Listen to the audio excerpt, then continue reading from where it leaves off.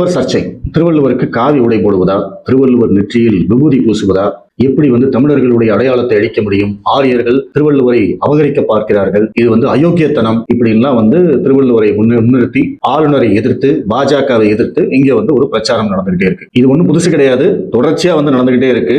திருவள்ளுவருக்கு காவி சாயம் பூச பார்க்கிறார்கள் அப்படின்னு திமுக ஆட்சி காலத்திலிருந்தே தொடர்ச்சியா நடந்துகிட்டே இருக்கு. ஆளுநர் RN ரவி அவர்கள் இருந்த போது அவர் வெளிப்படையாக திமுகவுக்கு எதிராக, இந்த திராவிட ஈகோ சிஸ்டத்துக்கு எதிராக அவர் தொடர்ச்சியா போராடிக்கிட்டு இருந்தாரு அப்படின்னு தான் சொல்லணும். அவர் தான் இந்த வைகாசி அனுஷம், அதுதான் திருவள்ளுவருடைய தினம் அப்படின்னு சொல்லி கொண்டாட ஆரம்பிச்சாரு. அதனுடைய நீட்சியாகத்தான் இன்றைக்கு இருக்கக்கூடிய ஆளுநரும் அதே விழாவை ஆளுநர் மாளிகையில் கொண்டாடினார். அந்த ஆளுநர் மாளிகையில அந்த விழாவில் இருந்த புகைப்படத்தை பார்த்துதான் இங்க இருக்கக்கூடிய இந்த மொத்த ஈகோ சிஸ்டமும் கதறிட்டு இருக்கு. இப்ப இவங்களுக்கு இந்த திருவள்ளுவர் எதிர்ப்பு எப்படி பயன்படுது அப்படின்னு கேட்டீங்கன்னா, இன்னைக்கு தாவேகா ஆட்சியில இருக்கு. திமுக மற்றும் அந்த ஒட்டுமொத்த ஈகோ சிஸ்டம், இந்த கம்யூனிஸ்ட் கட்சி, திருமாவளவன், வைகோ, இவங்க எல்லாருமே ஒரே குரல்ல திருவள்ளுவருக்கு காவி சாயம் பூச பாக்குறாங்க அப்படின்னு சொல்றாங்க. அதோட அவங்க என்ன பண்றாங்க, தாவேகாவை பார்த்து பாருங்க திருவள்ளுவருக்கு இப்படி பண்றாங்க, நீங்க ஆளுங்கட்சியா இருக்கிறீங்க, நீங்க என்ன பண்ண போறீங்க அப்படின்னு அவங்களுக்கு ஒரு அழுத்தத்தை கொடுக்கிறாங்க. அவங்களையும் இந்த சண்டைக்குள்ள இழுத்து விடணும், இந்த ஐடியாலஜி சண்டைக்குள்ள அவங்களையும் இழுத்து விடணும் அப்படிங்கிறது தான் இவங்களுடைய நோக்கமா இருக்கு. அப்ப பச்சையா சொன்னோம் அப்படின்னா, திருவள்ளுவரை இவர்களுடைய சுயநல அரசியலுக்காக பயன்படுத்திக் கொள்கிறார்கள் அப்படிங்கிறது தான் ஃபர்ஸ்ட் பாயிண்ட். இரண்டாவதாக, திருவள்ளுவருக்கு காவி உடை அணிவதும் திருநீர் அணிவதும் எப்படி தமிழர்களுக்கு எதிராக மாறும், எப்படி அது ஆரியர்களுடைய கலாச்சாரமாக மாறும் அப்படின்னு கேட்டீங்கன்னா, அந்த அரசியலை தான் நான் ஓப்பனா பேச போறேன். திருவள்ளுவரை ஏன் இந்து என்று சொல்ல வேண்டும், திருவள்ளுவருக்கு ஏன் காவி உடை அணிய வேண்டும், திருவள்ளுவருக்கு ஏன் நெற்றியில் விபூதி பூச வேண்டும் அப்படின்னா, வருங்கால தலைமுறை திருவள்ளுவரை ஒரு கிறிஸ்துவராக அடையாளம் காணாமல் இருக்க வேண்டும் என்றால் நீங்க இதெல்லாம் செஞ்சே ஆகணும். திருவள்ளுவரை நீங்க இந்துன்னு சொல்லணும், திருவள்ளுவருக்கு காவி உடை போடணும், திருவள்ளுவருக்கு நெத்தியில விபூதி பூசணும். இதை நீங்க செய்யாம தவற விட்டுட்டீங்க அப்படின்னா, வருங்கால தலைமுறை, அதாவது மேபி அதுக்கு ஒரு 50 வருஷம் ஆகலாம், இல்ல 100 வருஷம் ஆகலாம், அப்போ திருவள்ளுவர் ஒரு கிறிஸ்துவர் அப்படின்னு இந்த மண்ணுல நிரூபிச்சிருப்பாங்க. அதை பார்க்கறதுக்கு நீங்களும் நானும் இருக்க மாட்டோம். ஆனா அதற்கான முயற்சிகள் கடந்த 100 ஆண்டுகளாக நடந்து கொண்டிருக்கிறது. இன்னும் 100 ஆண்டுகள் ஆனாலும் அந்த முயற்சிகள் நடந்து கொண்டிருக்கு. இதை பத்தி எல்லாம் பெருசா யாரும் பேசுறது இல்லை. ஏன்னா இங்க இருக்கக்கூடிய ஒட்டுமொத்த ஈகோ சிஸ்டம், அதாவது பாஜகவை தவிர இங்க இருக்கக்கூடிய அனைத்து கட்சிகளும் ஒரே குறிக்கோள்ல இருக்காங்க, ஒரே பிரச்சாரத்தை பண்ணிக்கிட்டே இருக்காங்க. அவங்களுடைய அல்டிமேட் கோல் என்ன அப்படின்னு கேட்டீங்கன்னா, தமிழர்களை இந்தியாவிலிருந்து பிரிக்க வேண்டும், தமிழர்கள் இந்துக்கள் அல்ல என்று சொல்ல வேண்டும், தமிழர்கள் வேற ஆரியர்கள் வேற அப்படின்னு சொல்ல வேண்டும். அந்த ஆரியர்களாக யாரை உருவகப்படுத்துகிறார்கள், பெரும்பாலும் பிராமணர்களைத்தான் உருவகப்படுத்துவாங்க. ஆனா இன்னைக்கு இவங்க என்ன பண்றாங்க, வட மாநிலத்தில் இருக்கிறவங்க எல்லாருமே ஆரியர்கள் அப்படின்னு உருவகப்படுத்திட்டு இருக்காங்க. இந்த அடையாள அரசியல் இருக்கு இல்லைங்களா, இதை எல்லாரும் புரிஞ்சுக்கணும். ஏன்னா தமிழகத்துடைய அரசியலை பொறுத்த வரைக்கும் இங்க எல்லாமே பிராமண எதிர்ப்புக்குள்ளதான் இருக்கு. இந்த திருவள்ளுவர் சர்ச்சையும் பிராமண எதிர்ப்பிலிருந்து தான் தொடங்குகிறது. திருவள்ளுவரை கிறிஸ்துவராக மாற்றுவதற்கான முயற்சி இன்னைக்கு நேத்து இல்ல. GU போப் 1800களில் அவர் இந்த GU போப் அப்படின்னு ஒருத்தர் வந்தார் இல்லையா, அதாவது இந்த திராவிட இயக்கங்களுடைய குரு, அவர் தான் ஆரம்பிச்சார். இந்த கான்செப்டே அவர் தான் கொண்டு வந்தார். அந்த GU போப்பே திருவள்ளுவர் ஒரு கிறிஸ்துவராக இருப்பதற்கான வாய்ப்புகள் இருக்கு அப்படின்னு அவர் சொன்னார். அங்கிருந்து ஆரம்பிச்சதுதான் இன்னி வரைக்கும் திருவள்ளுவரை ஒரு கிறிஸ்துவராக்குவதற்கு மிகப்பெரிய முயற்சிகள் நடந்துகிட்டு இருக்கு. அந்த முயற்சிகள் அனைத்தையுமே நான் உங்களுக்கு எடுத்து சொல்றேன். அதற்கு பிறகு நீங்க முடிவு பண்ணுங்க, திருவள்ளுவரை இந்து என்று சொல்ல வேண்டுமா, திருவள்ளுவருக்கு காவி உடை போட வேண்டுமா, திருவள்ளுவர் நெற்றியில் விபூதி பூச வேண்டுமா அப்படிங்கறதையெல்லாம் நீங்க முடிவு பண்ணுங்க. முதல்ல இந்த காணொலியை நீங்க பாருங்க. திருவள்ளுவர் கிறிஸ்துவர் அப்படின்றது எந்த அடிப்படையில் நீங்க சொல்றீங்க? திருக்குறளுக்கு உரை எழுதுறவங்க, திருக்குறளை பாராட்டுறவங்க எல்லாம் கிறிஸ்தவங்க. சென்ட் தாமஸ் உருவாக்கின திருச்சபையில ஞானஸ்தானம் பெற்றவர் தான் திருவள்ளுவர். சென்ட் தாமஸ் காலத்தில் கூட வாழல. சென்ட் தாமஸ் காலம் கிபி 1 நூற்றாண்டு. திருவள்ளுவர் இஸ் எ கிறிஸ்டியன் அப்படின்னு GU போப்பே மென்ஷன் பண்றாரு. இமேஜின் தானே சொல்லியிருக்காரு. இல்ல அப்படி சொல்றாரு, அவர் கிறிஸ்தவராக இருக்கக்கூடும் அப்படின்றத சொல்ல முடியும். திருவள்ளுவர் ஒரு ஞானஸ்தானம் பெற்ற கிறிஸ்துவர் அப்படிங்கறத தெளிவா ஆணித்தரமா சொல்றாரு. GU போப்பே திருவள்ளுவரை கிறிஸ்துவர் என்று சொல்லி இருக்கிறார் அப்படிங்கறதையும் இங்க பதிவு பண்றாரு. இப்படி சொல்லக்கூடிய இந்த நபர் யார் அப்படின்னு கேட்டீங்கன்னா, இவர் புலவர் தெய்வநாயகம், பேராசிரியர் தெய்வநாயகம் அப்படின்னு நீங்க தேடினீங்கன்னாவே உங்களுக்கு கிடைக்கும். இந்த பேராசிரியர் தெய்வநாயகம் ஒரு கிறிஸ்துவர். இவர் என்ன பண்றாரு அப்படின்னா, GU போப் ஒரு போர் ஆரம்பிக்கிறார். அதாவது திருவள்ளுவரை எப்படியாவது கிறிஸ்துவராக்க வேண்டும், அவரை கிறிஸ்துவராக்குவதன் மூலமாக திருக்குறள் என்ற நூல் கிறிஸ்துவ நூல் என்று நிறுவ வேண்டும். அதன் மூலமாக இங்க இருக்கக்கூடிய அந்த தமிழர்கள் ஆதி காலத்துல கிறிஸ்துவ மதத்தில் இருந்தார்கள் அப்படிங்கிற ஒரு வரலாறை, போலியான வரலாறை உருவாக்க வேண்டும் அப்படிங்கிறது தான் இவங்களுடைய நோக்கமாக இருக்கு. இன்னும் நிறைய நோக்கங்கள் இருக்கு, நான் சிம்பிளா சொல்றேன். அப்ப அந்த சண்டையை இவர் கையில் எடுக்கிறார். இவர் எப்ப கையில் எடுக்கிறாரு, 1969. இன்னில இருந்து ஒரு 57 வருஷத்துக்கு முன்னாடி 1969 இந்த புலவர் தெய்வநாயகம், பேராசிரியர் தெய்வநாயகம் ஒரு புத்தகம் எழுதுகிறார். அந்த புத்தகத்துடைய பெயர் என்ன அப்படின்னு கேட்டீங்கன்னா, திருவள்ளுவர் கிறிஸ்துவரா அப்படின்னு. அந்த புத்தகத்துக்கு ஒருவர் முன்னுரை எழுதுகிறார். அந்த முன்னுரை என்ன அப்படிங்கிறத நான் உங்களுக்கு படிச்சு காட்டுறேன், நீங்க அதை தெரிஞ்சுக்கோங்க. காலம், இனம், நாடு என்னும் எல்லைகளை கடந்து எல்லா நாட்டினருக்கும் எல்லா காலத்தவருக்கும் ஏற்ற அறிவு கருவூலமாக திகழ்வது திருக்குறள். அறிவும் அழகும் துடிப்பும் துள்ளலும் நிறைந்த பிள்ளையை ஊரார் அனைவரும் தம்பிட்டு பிள்ளையாக எண்ணி மகிழ்வது போல தமிழகத்தில் உள்ள பல்வேறு சமயத்தினரும் திருவள்ளுவர் பிறந்தகையை தம் சமயத்தினராக எண்ணுவது அவர் மேல் அவர்கள் கொண்டுள்ள அளவற்ற அன்பையும் மதிப்பையும் எடுத்து காட்டுகிறது. புலவர் பூ தெய்வநாயகம் தமது திருவள்ளுவர் கிறிஸ்துவரா என்னும் நூலில் பல நூல்களிலிருந்து எடுத்து தந்துள்ள மேற்கோள்களும் கருத்துக்களும் வரலாற்று குறிப்புகளும் படித்து இன்புற வைக்கின்றன. திருவள்ளுவர் எல்லா மதத்திற்கும் பொதுவானவர் என்னும் கருத்தையே நான் வரவேற்கிறேன். இருப்பினும் இத்தகைய ஆராய்ச்சி நூல்கள் படிப்போரின் சிந்தனையை தூண்ட வல்லவையாகும். ஆசிரியருக்கு என் வாழ்த்துக்கள் அப்படின்னு திருவள்ளுவர் கிறிஸ்துவரா அப்படின்னு புலவர் தெய்வநாயகம் எழுதியிருக்கிற அந்த நூலுக்கு முன்னுரை எழுதியது யார் என்றால் மு. கருணாநிதி.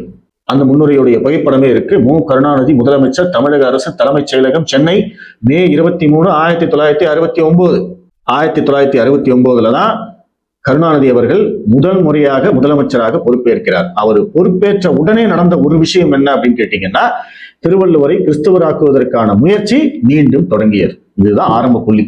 அன்னியிலிருந்து இன்னி வரைக்கும் இது தொடர்ந்து கொண்டே இருக்கிறது. அதற்கு பிறகும் இந்த தெய்வநாயகம் சும்மா ஒன்றும் இல்லை, ஏகப்பட்ட விஷயங்களை பண்ணியிருக்காரு. அதையும் நான் உங்களுக்கு சொல்றேன். இப்ப நீங்க கேட்கலாம், கருணாநிதி ஒரு உரை எழுதியிருக்காரு, அவரும் தாங்க சொல்லியிருக்காரு, எல்லாத்துக்கும் பொதுவானவர் அப்படின்னு தானே சொல்லியிருக்காரு அப்படின்னு கேட்கலாம். அதுதான் கருணாநிதி தனம் அப்படிங்கிறது. ஈயம் பூசின மாதிரியும் இருக்கணும், பூசாத மாதிரியும் இருக்கணும். திருவள்ளுவர் கிறிஸ்துவரா அப்படின்னு ஒருவர் நூல் எழுதுகிறார் என்றால், இன்னைக்கு திருவள்ளுவர் எப்படி நீங்க இந்துன்னு சொல்லலாம் சண்டைக்கு வராங்க இல்லையா, அதே மாதிரி நீங்களும் அவங்களோட சண்டை போட்டு இந்த மாதிரி நூல் எழுதுற வேலையெல்லாம் வச்சுக்க கூடாது, திருவள்ளுவர் அனைவருக்கும் பொதுவானவர், நீங்க எதற்காக இதெல்லாம் பண்றீங்க அப்படின்னு கேட்கறத விட்டுவிட்டு அந்த நூலுக்கு ஒரு முன்னுரை எழுதுகிறார் என்றால், அப்ப அந்த கருத்தை அவர் வரவேற்கிறார், ஏற்றுக்கொள்கிறார் அப்படின்னு தானே அர்த்தம். அது என்ன, முன்னுரை எழுதிட்டு நான் இந்த கருத்தை ஏத்துக்கல அப்படின்னு சொல்ல முடியுமா? ஒருத்தர் புத்தகம் எழுதுறாரு, அந்த புத்தகத்துல இருக்கக்கூடிய கருத்துக்கள் உங்களுக்கு ஒத்து வராது அப்படிங்கிற போது நீங்க அந்த புத்தகத்துக்கு எப்படி முன்னுரை எழுதுவீங்க? ஆனா கருணாநிதி பண்ணிருக்காரு. அவர் பண்ணதனுடைய விளைவு என்ன அப்படிங்கிறதையும் நான் உங்களுக்கு சொல்றேன். இந்த முயற்சி இதோட நிற்கல. 1972 தேனாம்பேட்டையில இருக்கிற ஒரு சர்ச்சில் திருக்குறள் மாநாடு நடத்தப்படுகிறது. மாற்று மதத்தை சேர்ந்தவர்கள் திருக்குறளை கொண்டாடக்கூடாதா அப்படின்லாம் கேட்க வேண்டியதில்லை. இந்த மாநாடு தேனாம்பேட்டையில் இருக்கிற ஒரு சர்ச்சில் நடக்குது. இந்த மாநாடு 3 நாட்கள் நடக்கிறது. அதற்கு தலைமை வகிப்பது யார் என்றால் தேவநேய பாவாணர் அப்படின்னு ஒரு தமிழறிஞர். அவர் திருக்குறளுக்கே அவர் உரை எழுதியிருக்காரு. திமுகவுடைய ஒரு குருவாக பார்க்கப்படுபவர். அந்த தேவநேய பாவாணர் தலைமை வகிக்கிறார். தினமணி, முரசொலி இவங்கெல்லாம் சேர்ந்துதான் இந்த விழாவை நடத்துறாங்க. 3 நாட்கள் நடக்கும் அந்த விழாவில் திருக்குறள் தொடர்பான புத்தகங்கள் ஆய்வுக்கு எடுத்துக் கொள்ளப்படுகின்றன. அந்த புத்தகங்களுடைய தலைப்புகள் என்ன அப்படிங்கிறதையும் நான் உங்களுக்கு சொல்றேன். ஐந்தவித்தான் யார், வான் எது, எழுபிறப்பு, சான்றோர், நீத்தார் யார், இறுதியாக திருவள்ளுவர் கிறிஸ்துவரா என்ற நூல். புரியுதா? முதலமைச்சர் முன்னுரை எழுதினாரே அந்த புத்தகம் இந்த திருக்குறள் மாநாட்டில் ஆய்வுக்கு எடுத்துக் கொள்ளப்படுகிறது, விவாதத்துக்கு எடுத்துக் கொள்ளப்பட்டிருக்கிறது. அப்போ முன்னுரை எழுதியதன் மூலமாக இந்த கருத்துக்கு வலு சேர்த்திருக்கிறார் கருணாநிதி. அவரு முன்னுரை கொடுத்த அந்த பின்விளைவு தான் இது. இந்த தலைப்புகள்லாம் என்னது, எதற்காக இந்த புத்தகங்களை எடுத்து நீங்க திருக்குறள் மாநாட்டில் ஆய்வு பண்ணணும்? திருக்குறள் மாநாட்டில் என்ன செய்யணும்? திருக்குறளை எடுத்து வைத்து ஒரு 10 குறளோ இந்த அதிகாரத்தை நீங்க ஆய்வு செய்யலாம், ஏதாவது செய்யலாம். ஆனா இந்த புத்தகங்களை ஆய்வு செய்ய வேண்டிய அவசியம் என்ன அப்படின்னு கேட்டீங்கன்னா, இந்த புத்தகங்களில் இருக்கக்கூடிய அனைத்து கருத்துக்களும் திருக்குறளில் இருக்கக்கூடிய கிறிஸ்துவ கருத்துக்கள் என்ற அடிப்படையில் எழுதப்பட்ட புத்தகங்கள் இவை. அப்ப இப்ப இது எப்படி பண்றாங்க அப்படின்னா, முதல்ல திருக்குறளில் கிறிஸ்துவ கருத்துக்கள் இருக்கிறது என்பதை ஒரு புத்தகமாக எழுதுகிறார்கள். திருவள்ளுவர் கிறிஸ்துவரா அப்படிங்கிறதையும் ஒரு புத்தகமாக எழுதுகிறார்கள். அதுக்கப்புறம் அந்த புத்தகத்தையே ஆதாரமாக வைத்து ஒரு திருக்குறள் மாநாடு நடத்தி திருக்குறளில் கிறிஸ்துவ கருத்துக்கள் இருக்கிறது அப்படிங்கிறத இந்த புத்தகத்திலிருந்தே ஆதாரம் எடுத்து அதை ஒரு தீர்மானமாக நிறைவேற்றுகிறாங்க. இதுதான் நடந்திருக்கு. அப்ப எவ்வளவு நுணுக்கமா திட்டமிட்டு இதை பண்ணிருக்காங்க அப்படிங்கிறத பாருங்க. அப்ப இதுக்கு பின்னாடி திராவிடம் முழுமையாக இருந்திருக்கிறது. மு. கருணாநிதி முன்னுரை எழுதியிருக்கிறாரு, தினமணி, முரசு இவங்கெல்லாம் சப்போர்ட் பண்ணியிருக்காங்க. சோ அப்போ திராவிடத்துடைய ஆதரவுடன் தான் திருவள்ளுவரை கிறிஸ்துவராக்குவதற்கான முழு முயற்சிகள் தொடங்கி இருக்கு. எப்போ கருணாநிதி முதல்வரானதுல இருந்து அப்படியே ஆரம்பிச்சிருக்காங்க. இந்த திருக்குறள் மாநாட்டுல இந்த தெய்வநாயகம் அவர்களுடைய கருத்துக்கள் முற்றிலுமாக நிராகரிக்கப்படுகிறது. அந்த மாநாட்டில் கலந்து கொண்ட தமிழ் அறிஞர்கள் அத்தனை பேருமே இந்த கருத்துக்களை எல்லாம் நாங்கள் ஏற்றுக்க மாட்டோம், கிறிஸ்துவத்துக்கும் திருக்குறளுக்கும் எல்லாம் எந்த சம்பந்தமும் கிடையாது அப்படின்னு ஒரு போர்க்குரல் எழுப்புறாங்க, சண்டை போடுறாங்க. அதனால என்ன ஆகுது அப்படின்னா, இந்த மாநாட்டில் ஒரு மாநாடு நடந்ததுன்னா தீர்மானம் நிறைவேற்றப்படும் இல்லையா, அந்த தீர்மானங்களை எல்லாம் வெளியிடாமல் அப்படியே நிறுத்தி வச்சுட்டாங்க. அந்த மாநாட்டுக்கு தலைமை தாங்கிய தேவநேய பாவாணர் கூட என்ன சொல்லிட்டாரு அப்படின்னா, இங்க பாருங்க, இந்த கருத்துல எல்லாம் எனக்கு உடன்பாடு இல்லை, தயவு செய்து நீங்க என்ன இதுல சம்மந்தப்படுத்தாதீங்க அப்படின்னு சொல்லி அவர் விலகிட்டார். அப்போ இந்த மாநாடு ஒரு தோல்வியில் முடிவடைந்து விட்டது அப்படின்னு நீங்க எல்லாரும் நினைக்கலாம். ஆனா இந்த தெய்வநாயகம் என்ன பண்றாரு அப்படின்னா, 1972 நடந்த இந்த திருக்குறள் மாநாட்டில் நாங்கள் நிறைய கேள்விகளை எழுப்பியிருந்தோம். அந்த கேள்விகளுக்கெல்லாம் பதிலளிக்க முடியாமல் அங்க தமிழ் அறிஞர்கள் தோற்று ஓடிவிட்டார்கள். நாங்கள் திருக்குறள் ஒரு கிறிஸ்துவ நூல், திருவள்ளுவர் ஒரு கிறிஸ்துவர் என்பதை நிரூபித்து விட்டோம். திருக்குறள் ஒரு கிறிஸ்துவ இலக்கியம் தான் என்பதற்கு நாங்கள் நிறைய ஆதாரங்கள் கொடுத்தோம். அதையெல்லாம் மறுக்க முடியாமல், அதற்கு பதில் சொல்ல முடியாமல் தமிழறிஞர்கள் ஓடிவிட்டார்கள் அப்படின்னு சொல்லி இன்னைக்கு வரைக்கும் பிரச்சாரம் பண்ணிக்கிட்டு இருக்கிறது யாருன்னு கேட்டீங்கன்னா இந்த தெய்வநாயகம். அந்த தெய்வநாயகத்தும் பேசினதை தான் நீங்க கேட்டீங்க. 1972 இருந்து இது அப்படியே தொடர்ச்சியா நடந்துகிட்டே இருக்கு. இந்த மாநாட்டுடைய முடிவுகள் வெளியில வரல, தீர்மானங்கள் என்ன அப்படிங்கிறது எதுவுமே வெளியில வரல, எல்லாமே அவங்களே வச்சுக்கிட்டாங்க. ஏன்னா நடத்தினது யாரு? சர்ச். தேனாம்பேட்டையில இருக்கக்கூடிய சர்ச் தான் நடத்தினாங்க. அவங்களுடைய கண்ட்ரோல்ல இருக்கிறதுனால அவங்க அப்படியே வச்சுக்கிட்டாங்க. அந்த மாநாட்டுல என்ன நடந்தது அப்படிங்கிறது யாருக்குமே தெரியாது. ஆனா தெய்வநாயகம் என்ன பண்றாரு? திருக்குறள் ஒரு கிறிஸ்துவ நூல் என்பதை நாங்கள் நிரூபித்து விட்டோம் அப்படின்னு மேடையெல்லாம் போட்டு பிரச்சாரம் பண்ணி ஏகப்பட்ட விஷயங்கள் பண்றாரு. இப்ப இது எவ்வளவு பெரிய சதி திட்டம் அப்படிங்கிறது உங்களுக்கு புரியுதா? ஜியு போப் ஆரம்பித்தது. அதற்கு பிறகு 1969 கருணாநிதி உள்ள வராரு. வந்த உடனே திருவள்ளுவர் கிறிஸ்துவரா அப்படின்னு ஒரு நூலுக்கு முன்னுரை எழுதுறாரு. அப்ப அவரு கருணாநிதி முதலமைச்சர் ஒரு புத்தகத்துக்கு முன்னுரை எழுதுறாரு அப்படின்னா அதற்கு எவ்வளவு பெரிய முக்கியத்துவம் கிடைக்கும். அதை வச்சு அவர் என்னவெல்லாம் சாதிச்சிருக்கலாம் பாருங்க. முதலமைச்சரே எனக்கு புத்தகத்துக்கு முன்னுரை எழுதியிருக்காருன்னு சொல்லி எவ்வளவோ விஷயங்கள் பண்ணிருக்கலாம் இல்லையா? அதற்கு பிறகு அவர் எழுதிய புத்தகங்கள் தான் அத்தனையும். அப்ப அந்த புத்தகங்களையே ஆதாரமாக வைத்து ஒரு திருக்குறள் மாநாடு நடத்தி திருவள்ளுவர் கிறிஸ்துவர் தான், திருக்குறள் கிறிஸ்துவ இலக்கியம் தான் என்பதை நாங்கள் நிரூபித்து விட்டோம் அப்படின்னு இப்ப வரைக்கும் அவரால் பேச முடியுது அப்படின்னா இது திராவிடத்துடைய பின்னணி இல்லாம, அவங்களுடைய ஒத்துழைப்பு இல்லாம இன்னைக்கா நடக்குமா? அந்த மாநாட்டுல என்ன நடந்தது, ஏது நடந்ததுன்னு எதுவுமே தெரியாது. ஆனா அந்த மாநாட்டுடைய முடிவுகளை வைத்து இவங்க ஒரு மிகப்பெரிய பிரச்சாரத்தை பண்ணிக்கிட்டே இருக்காங்க. 2006ஆம் ஆண்டு மலேசியால ஒரு தமிழ் மாநாடு நடக்குது. அந்த மாநாட்டுல எழுத்தாளர் VN கலைமணி அப்படிங்கிறவர் ஒருத்தர் கலந்துக்கிறார். அப்படி அவர் கலந்துக்கிற போதுதான் இந்த திருக்குறள் மாநாடு தொடர்பான அத்தனை விஷயங்களும் வெளியிலேயே வருது.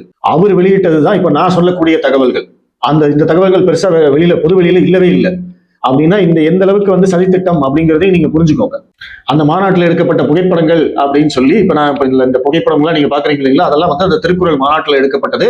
இது எல்லாம் எப்போது வெளியில் வந்தது? 2006ஆம் ஆண்டு அந்த VN கலைமணி அவர் தான் வெளியிட்டிருக்காரு. அதன் மூலமாகத்தான் இப்படி எல்லாம் நடந்திருக்கு அப்படிங்கிறதே நம்மளுக்கு தெரியும். அப்போ தமிழக மக்களுக்கு எதுவுமே தெரியாம எப்படிப்பட்ட ஒரு சதித்திட்டம் இங்க நடந்திருக்கு அப்படிங்கிறத நீங்க புரிஞ்சுக்கோங்க. இவங்க திருக்குறளோட நிக்கல. 1983 விவிலியம், திருக்குறள், சைவ சித்தாந்தம் ஒரு ஒப்பாய்வு என்ற ஒரு புத்தகத்தை வெளியிடுகிறார். அது முனைவர் பட்ட கையேடு. எப்படி அதை அந்த புத்தகத்தை அடிப்படையாக வைத்து நீங்க ஆராய்ச்சி பண்ணி டாக்டர் பட்டம் பெறலாம். அப்படிப்பட்ட ஒரு புத்தகம் தான் விவிலியம், திருக்குறள், சைவ சித்தாந்தம் ஒரு ஒப்பாய்வு. அதாவது கிறிஸ்துவ கருத்துக்கள் இதுல எல்லாம் இருக்கு அப்படிங்கிறத ஒரு ஒப்பாய்வு செஞ்சு அதுக்கு ஒரு புத்தகம் எழுதி அதை முனைவர் பட்ட கையேடாக வெளியிட்டிருக்கிறார்கள் 1983. இந்த புத்தகம் வெளிவந்ததுக்கு அப்புறமா தர்ம ஆதீனம் அவங்க இந்த கருத்துக்களை எல்லாம் மறுத்து, இந்த புத்தகத்துல இருக்கக்கூடிய கருத்துக்களை எல்லாம் மறுத்து அனைத்துலக சைவ சித்தாந்த ஆராய்ச்சி நிறுவனம் அப்படிங்கிற அந்த நிறுவனத்தின் பேரில் ஒரு புத்தகத்தை வெளியிடுறாங்க. அது என்னன்னா விவிலியம், திருக்குறள், சைவ சித்தாந்தம் ஒப்பாய்வின் மறுப்பு நூல். அவங்க ஒரு நூல் வெளியிட்டு இருக்காங்க. அதனுடைய மறுப்பு நூல் அப்படின்னு சொல்லி ஆதாரப்பூர்வமாக ஒரு நூல் வெளியிட்டு இருக்காங்க. இது 1991 வெளியில வந்தது. அருணை வடிவேல் முதலியார் அவர்கள் எழுதிய இந்த நூல் தெய்வநாயகத்தின் கருத்துக்களை முற்றிலும் நிராகரித்ததோடு அவரை கண்டிக்கவும் செய்தது. இந்த கருத்துக்களை கண்டித்து ஒரு மறுப்பு நூலும் வெளியிட்டு இருக்கிறார்கள் அப்படிங்கிறதும் வரலாறு. அதே மாதிரி திருவள்ளுவர் கிறிஸ்துவரா அப்படிங்கிற நூலையும் மறுத்து அதை எழுதியிருக்காங்க. ஆனா இதையெல்லாம் அதிகாரப்பூர்வமாக ஏன் திராவிட கட்சிகள் மறுக்கவில்லை? அதுதான் இங்க முக்கியமான கேள்வி. தர்ம ஆதீனம் ஒரு ஆதீனகத்தா அவர் மறுத்திருக்காரு. அனைத்துலக சைவ சித்தாந்த ஆராய்ச்சி நிறுவனம் அவங்க இவங்க இந்த சைவ சித்தாந்தத்தை சேர்ந்தவர்கள் அனைவரும் சேர்ந்து ஒரு ஆராய்ச்சி நிறுவனத்தை வைத்திருக்கிறார்கள். அவங்க மறுத்திருக்காங்க. திருவள்ளுவர் கிறிஸ்துவரா அப்படிங்கிறதையும் மறுத்து நூல் வெளியிட்டு இருக்காங்க. அப்படின்னாலுமே இந்த கருத்துக்கள், அதாவது இவர்களை கண்டித்து பேசுவது, இவர்களுக்கு மறுப்பு தெரிவிக்கும் கருத்துக்கள் அங்கொன்றும் இங்கொன்றுமாக இங்க இருக்கு. ஆனா தெய்வநாயகத்தை ஆதரித்து பேசுபவர்களின் கருத்துக்கள் ஒட்டுமொத்தமா இருக்கு. அதுதான் முழுமையான திராவிடம். முழு திராவிடமும் அவர் பின்னாடி நின்றுருக்கு. நியாயமா பார்த்தா அவங்க தானே இதை எதிர்த்து குரல் கொடுத்திருக்கணும். எதுக்குங்க இப்படி செய்யறீங்க? திருவள்ளுவருக்கு ஏங்க மதச்சாயம் பூசுறீங்க? திருவள்ளுவர் எப்படிங்க கிறிஸ்தவர் ஆவாரு? ஏங்க இது இந்த மண்ணுடைய புலவருங்க அவரு. இந்த மண்ணுடைய கலாச்சாரத்தை பத்தி தான் அவர் எழுதியிருக்காரு. அவரை எப்படி கிறிஸ்தவத்துக்கு தார பார்க்க முடியும் நாங்க அப்படின்னு கேள்வி கேட்டிருக்கணும் இல்ல? எந்த கேள்வியும் கேட்கல. அதனாலதான் இதை சதித்திட்டம் அப்படின்னு சொல்றோம். அப்போ திருவள்ளுவரை எப்படியாவது கிறிஸ்தவத்திற்கு தாரை வார்ப்பதற்கு திராவிடம் உறுதுணையாக இருந்திருக்கிறது. அதற்கு பிரதிபலனாக திராவிடத்திற்கு கிடைத்தது என்ன? கிறிஸ்துவ மக்களின் வாக்குகள், அவங்களுடைய ஒட்டுமொத்த ஆதரவு, அவங்க கிறிஸ்துவ மக்களுடைய நிபந்தனையற்ற ஆதரவு. மற்ற ஜாதிக்காரங்க மற்ற மதத்துக்காரங்க யாராவது கட்சிக்காரங்களை ஆதரிக்கணும் அப்படின்னா அவங்க என்ன கேட்பாங்க, எங்களுக்கு வந்து சீட்டு வேணும், எங்களுக்கு அமைச்சர் பதவி வேணும், அது வேணும் இது வேணும்னு கேட்பாங்க. இங்க எதுவும் கிடையாது, எந்த நிபந்தனையும் கிடையாது. ஆனா ஒட்டுமொத்தமா என்ன பண்ணுவாங்க, திராவிடத்துக்கு ஓட்டு போடுவாங்க. இந்த வலைப்பின்னல் அப்படிங்கிறது இப்படித்தான் இருக்கு. அப்போ ஓட்டுக்காக, இந்த கிறிஸ்துவ மக்கள் போடும் ஓட்டு பிச்சைக்காக தமிழகத்துடைய அடையாளமாக இருக்கக்கூடிய திருவள்ளுவரை கிறிஸ்துவத்திற்கு தாரை வார்ப்பதற்கு உறுதுணையாக இருந்தது யார்? திராவிடம். அந்த திராவிட கட்சிகளை சேர்ந்தவர்கள், அதனுடைய நீட்சிகளாக இன்று இருக்கக்கூடிய திருமாவளவன், கம்யூனிஸ்ட் கட்சிகள் அனைவரும் சேர்ந்து இன்னைக்கு என்ன பண்றாங்க, திருவள்ளுவருடைய அடையாளத்தையே மாத்திருக்காங்க. கருணாநிதி ஆட்சிக்கு வந்ததுக்கு அப்புறமா தான் திருவள்ளுவருக்கு ஒரு ஓவியம் வரையப்படுகிறது. அந்த ஓவியம் என்ன, திருவள்ளுவருக்கு வெள்ளை உடை அணிவித்து அவருடைய நெற்றியில் இருந்த பட்டையை அழிச்சு ஒரு ஓவியம் வரைந்து இதுதான் இனிமேல் அதிகாரப்பூர்வ திருவள்ளுவர் அப்படின்னு அவரு சொல்றாரு. அப்ப ஏற்கனவே இருந்த அடையாளத்தை அழித்து வெள்ளை உடை அணிவிக்க வேண்டிய காரணம் என்ன? ஏற்கனவே இருந்த அடையாளத்தை அழிச்சா தானே உங்களுக்கு புதிய அடையாளம் கொடுக்க முடியும். உங்களுக்கு ஒரு பட்டப்பேர் இருக்கு, அப்ப இன்னொன்னு புதுசா கொடுக்கணும் அப்படின்னா என்ன பண்ணணும், பழசா அழைக்கணும். அதைத்தான் இவங்க பண்ணிருக்காங்க. எவ்வளவு நுணுக்கமா திட்டம் போட்டு பண்ணிருக்காங்கன்னு பாருங்க. இது எல்லாமே தமிழர்களுடைய கண்ணு முன்னாடிதான் நடந்திருக்கு, யாருக்கும் தெரியாது, யாரும் அதை பத்தி பேசுறது இல்ல. இன்னைக்கு தெய்வநாயகம் பேசினதெல்லாம் யூடியூப் சேனல்ல இருக்கு, அவருக்குன்னு ஒரு யூடியூப் சேனல் இருக்கு, போய் தேடி எடுத்து பாருங்க. தெய்வநாயகம் திருவள்ளுவர் கிறிஸ்துவர் அப்படின்னு கீவேர்டு போட்டு பாருங்க. ஆன்லைன்ல எவ்வளவு கொட்டி கிடக்கு அப்படிங்கறத போய் பாருங்க, நீங்களே ஷாக் ஆயிடுவீங்க. அந்த அளவுக்கு இவங்க திட்டம் போட்டு வேலை பார்த்திருக்காங்க. இதெல்லாம் தெரியாத ஒரு கூட்டம் தமிழர் அப்படின்னு சொல்லிக்கிட்டு இன்னைக்கு வந்து பாஜக எதிர்ப்பு அப்படிங்கிற போர்வையில திருவள்ளுவருக்கு காவி உடை அணியக்கூடாது, திருவள்ளுவருக்கு விபூதி பூசக்கூடாது, திருவள்ளுவரை இந்துன்னு சொல்லக்கூடாது அப்படின்னு வந்து பேசிட்டு இருக்காங்க. அவங்களுக்கெல்லாம் இந்த வரலாறு தெரியுமான்னு கேட்டா இது எதுவுமே தெரியாது. இதுதான் வந்து தமிழ்நாட்டில் நடந்துகிட்டே இருக்கு. பாஜகவை ஏன் எதிர்க்கிறார்கள், பாஜக இங்க என்ன செய்து கொண்டிருக்கிறது அப்படிங்கிறதுக்கான ஒரு ஆதாரம் வேணும் அப்படின்னா இதுதான். பாஜக இன்னைக்கு தமிழர்களுடைய பண்பாடு, கலாச்சாரம், வரலாறு அனைத்தையும் காப்பாற்றி கொண்டிருக்கிறது. குறைந்தபட்சம் அந்த பக்கம் போகாம தடுத்துக்கிட்டாவது இருக்காங்க. இங்க பாஜக என்று ஆட்சிக்கு வருகிறதோ, பாஜக என்று இங்க வந்து அதிகாரத்துக்கு வருகிறதோ, அன்னைக்குத்தான் தமிழர்களுடைய உண்மையான வரலாறு அனைத்தும் வெளிவர தொடங்கும். நான் இன்னைக்கு சொல்றேன், நீங்க எழுதி வச்சுக்கோங்க, இது கண்டிப்பா நடந்தே தீரும். இன்னைக்கு இந்த திமுக உள்ளிட்ட அனைத்து கட்சிகளும் சேர்ந்து பாஜகவை எதிர்க்கலாம். அவங்க எல்லாம் வந்து அந்த நாளை வந்து தள்ளி போட்டுக்கிட்டு இருக்காங்க. ஆனா அவங்களால தடுக்க முடியாது, அது அவங்களுக்கும் தெரியும். அதனாலதான் வந்து அப்படியே துள்ளி குதிக்கிறாங்க.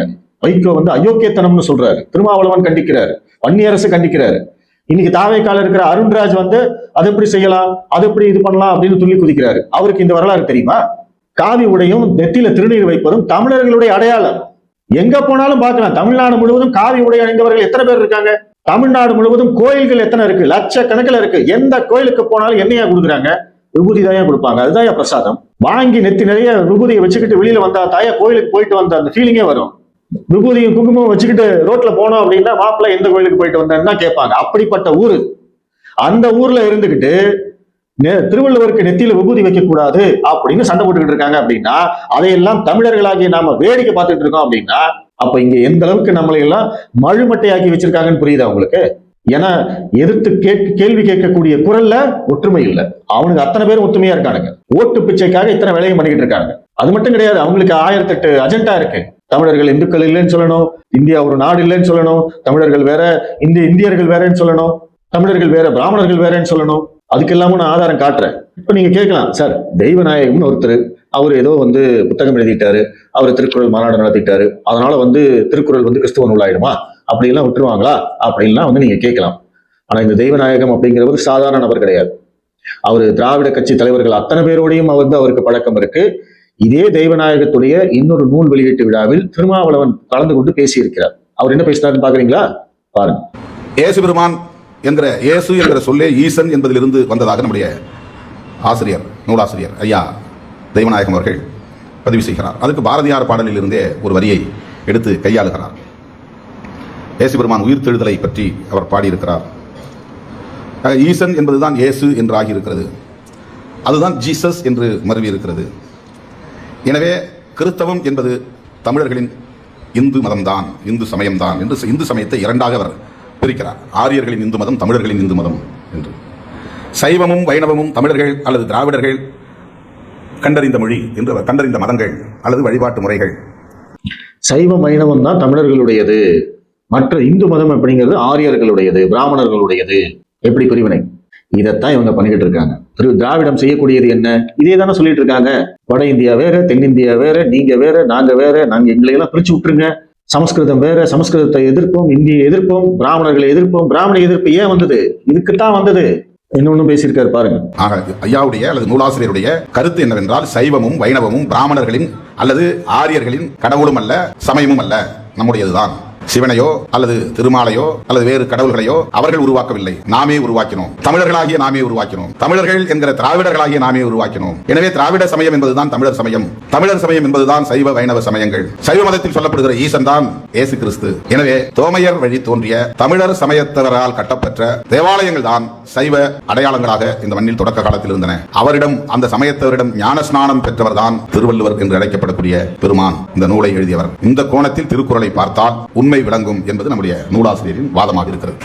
இதை அடிப்படையாக புரிந்து கொள்ள வேண்டியது என்னவென்றால், ஐயா அவர்களின் வரலாற்று ஆதாரங்களும் எதை உறுதிப்படுத்துகின்றன என்றால், பிராமண எதிர்ப்பு என்பது அவசியமானது என்பதை உறுதிப்படுத்துகிறார். ஆரிய எதிர்ப்பு, பிராமண எதிர்ப்பு, நம் மதங்களின் மீது, நம்முடைய பண்பாட்டின் மீது, நம்முடைய கலாச்சாரத்தின் மீது அவர்களின் ஆக்கிரமிப்பு, அவர்களின் ஆதிக்கம் மேலோங்கி இருக்கிறது. அதிலிருந்து நாம் விடுபட வேண்டும். இதுதான் அவருடைய தொடக்க காலத்திலிருந்து இன்றைக்கு படைத்திருக்கிற இந்த திருக்குறள் புரட்சி நூல் வரையிலுமான பெரும் முயற்சி, அதீத முயற்சி. எப்படி கனெக்ட் பண்றாங்க அப்படிங்கறது பாத்தீங்களா? இந்து மதம் அப்படிங்கிறது வந்து ஆரியர்களுடையது, சைவமும் வைணவமும் தான் தமிழர் சமயம், அது தமிழர்கள் உருவாக்கியது, அதற்கும் பிராமணர்களுக்கும் சம்பந்தம் இல்லை. அந்த சைவத்தையும் வைணவத்தையும் வழங்கியது யார் என்றால் கிறிஸ்துவர். ஏன்னா சிவனே இங்க வந்து இயேசு கிறிஸ்து தான். அந்த இயேசு கிறிஸ்து வந்த வழியில் தோமையரிடம் ஞானஸ்தானம் பெற்றவர் தான் திருவள்ளுவர். கனெக்ஷன் எப்படி கொண்டு வராங்க பாருங்க. இதெல்லாம் உங்க கண்ணு முன்னாடி தான் நடந்துகிட்டு இருக்கு. தெரியுமா? இதெல்லாம் யாருக்காவது எதிர்த்து பேசுறாங்களே, எப்படி நீங்க இந்துன்னு சொல்லலாம் அப்படின்லாம் கேள்வி கேட்கிறானுங்களே. இதே திருமாவளவன் தானே கேட்கிறாரு, அது எப்படி நீங்க இந்து என்று சொல்லலாம், அது எப்படி காவிச்சாயம் பூசலாம் அப்படின்லாம் கேட்கிறாருல்ல. பேராசிரியர் தெய்வநாயகம் எழுதிய அந்த நூலை வெளியிட்டு அங்க பேசுறாரு. இந்த நூலாசிரியர் திருவள்ளுவரை ஒரு கிறிஸ்துவர் என்று சொல்கிறார். எதுக்கு சார் சொல்றீங்க? திருவள்ளுவரை இந்துன்னு சொல்லக்கூடாது, ஆனா கிறிஸ்துவர்னு மட்டும் சொல்லலாமா? அது மட்டும் உங்களுக்கு இனிக்குதா? இந்த விழாவில் அவர் பேசுற போது என்ன சொல்லியிருக்காரு தெரியுமா? திருவள்ளுவர் கிறிஸ்துவரா என்பதை ஆய்வு செய்து கண்டுபிடிக்க வேண்டும் அப்படின்னு சொல்லியிருக்காரு. அவர் சொன்னது அப்பவே சர்ச்சையாச்சு, ஏகப்பட்ட பேர் இது பண்ணாங்க. ஆனாலும் அதையெல்லாம் கண்டுக்கிறதுக்கு ஆள் இல்லை. ஏன்னா எதிர்ப்பு குரலில் ஒற்றுமை இல்லை. அப்படியே மீறி கேள்வி கேட்டாலும் உன்னை வந்து மதவாதி, சங்கி, RSS காரன், பாஜக காரன், பிராமண அடிமை இப்படியே சொல்லிட்டு போயிட்டே இருப்பாங்க. கேள்வி கேட்கறதுக்கு ஆள் இல்லை. திருவள்ளுவரை இந்து என்று சொன்னால் அதுக்கு உடனே சண்டைக்கு வருவாங்க. திருவள்ளுவருக்கு காவி உடை அணிந்தால் அதுக்கு சண்டைக்கு வருவாங்க. திருவள்ளுவருக்கு நெற்றியில விபூதி வச்சா அதுக்கு சண்டைக்கு வருவாங்க. ஆனா திருவள்ளுவர் கிறிஸ்துவரா என்பதை மட்டும் ஆய்வு செய்து கண்டுபிடிக்க வேண்டும். எப்பேற்பட்ட வரிகள்! அந்த திருவள்ளுவர் கிறிஸ்துவரா என்பதை ஆய்வு செய்து கண்டுபிடிக்க வேண்டும் அப்படிங்கிற மாதிரி திருவள்ளுவர் இந்துவா என்பதையும் ஆய்வு செய்து கண்டுபிடிக்கட்டும் அப்படின்னு சொல்லிட்டு போக வேண்டியதானே. ஏன் இங்க மட்டும் சண்டைக்கு வரீங்க? ஏன்னா திருவள்ளுவரை இந்து என்று சொல்லிவிட்டால் அதை மக்கள் எளிதாக ஏற்றுக்கொள்வார்கள். அந்த எண்ணம் மக்கள்கிட்ட போகக்கூடாது. திருவள்ளுவர் இந்து இல்ல அப்படிங்கிற அந்த கருத்து தான் மக்கள்கிட்ட போய் சேரணும். அதனாலதான் இந்த எதிர்ப்பு. ஏன்னா அந்த அடையாளத்தை நீங்கள் அழித்தால்தான் புதிய அடையாளத்தை உங்களால் கொடுக்க முடியும். ஒட்டுமொத்த தமிழக வரலாறையும், தமிழகத்துடைய கலாச்சாரம், பண்பாடு எல்லாத்தையுமே அழிச்சுக்கிட்டு இருக்காங்க, மாத்திக்கிட்டு இருக்காங்க.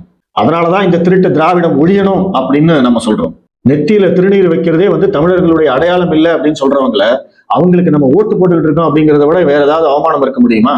திருநீற்று பதிகம்னு நெத்தியில திருநீர் வைக்கிறதுக்கு ஒரு பதிகம் எழுதின ஊரு. நீரில்லா நெற்றி பால் அப்படின்னு இருக்கு.